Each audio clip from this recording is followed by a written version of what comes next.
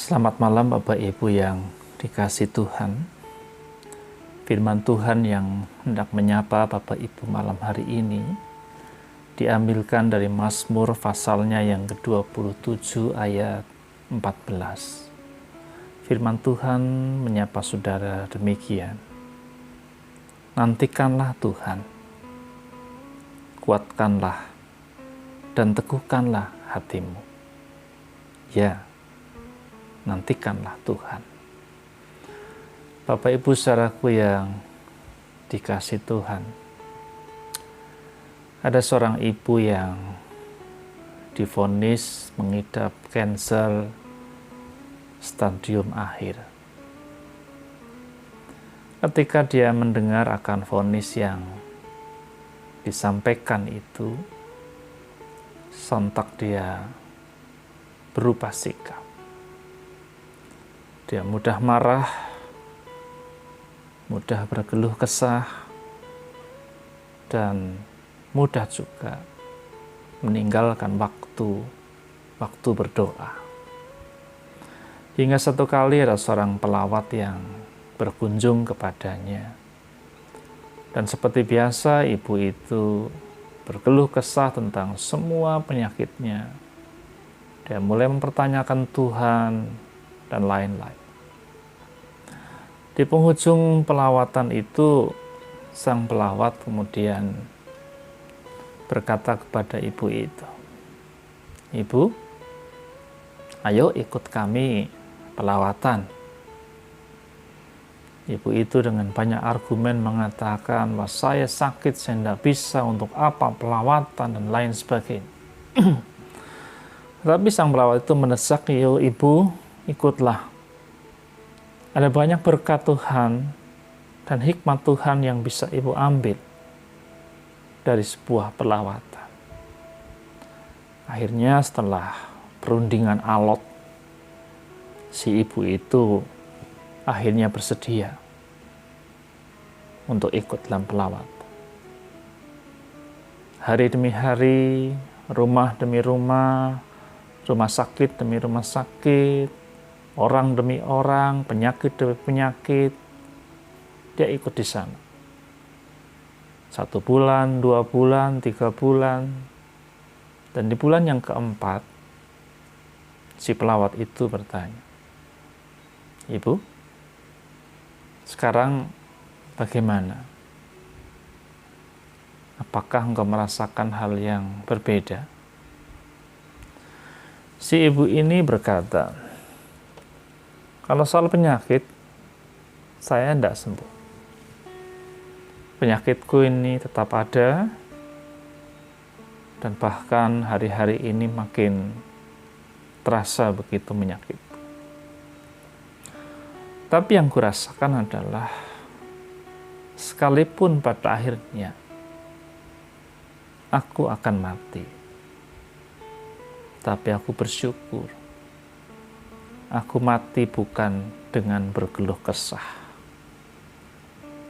tapi aku boleh mati karena aku tahu Tuhanlah sumber pemulih hidup. Kesembuhan mungkin tak pernah bisa aku peroleh, tapi hatiku tenang bersama Tuhan." Bapak Ibu Saudara, apa sih yang diharapkan ketika orang sedang sakit, sedang bermasalah?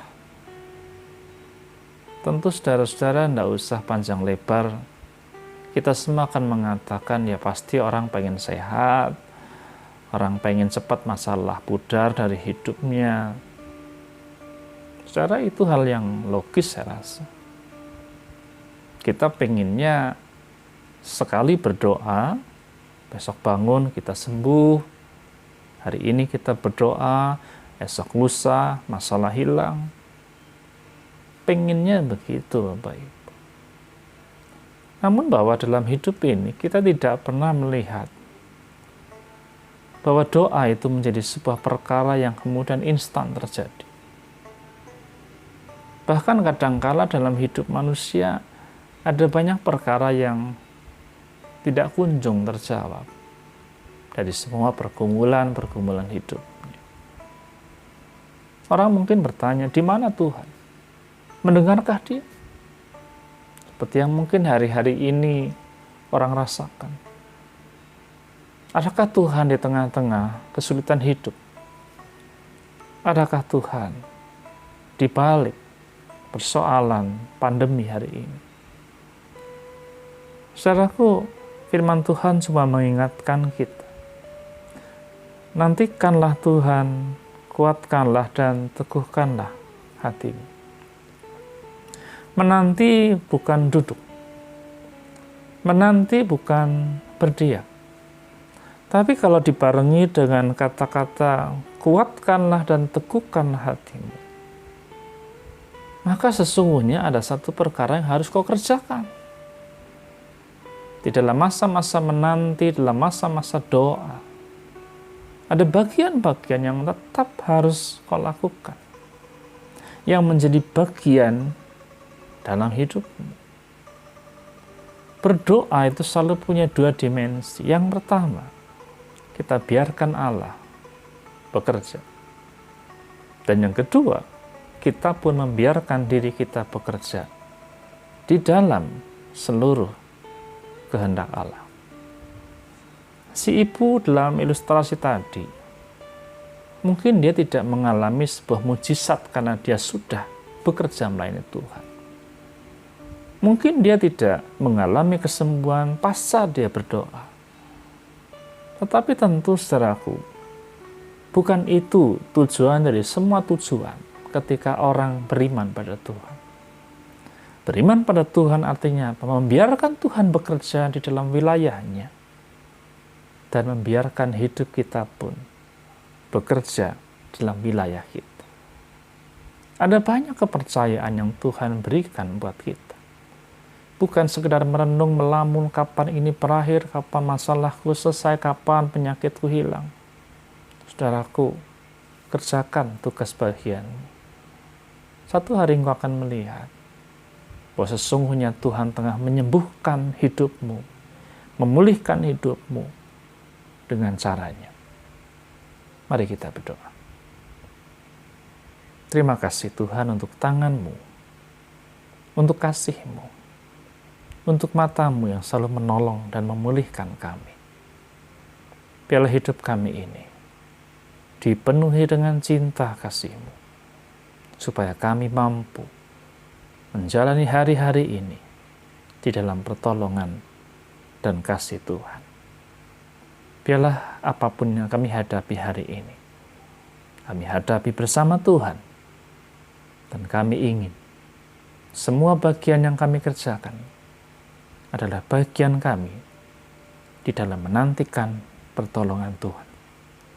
Istirahatkan kami dalam damai-Mu, supaya esok kami boleh melihat ada kasih Allah yang terus terbagi dalam hidup ini.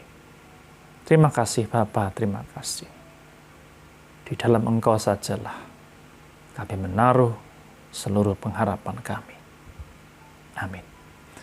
Selamat beristirahat, Tuhan memberkati saudara.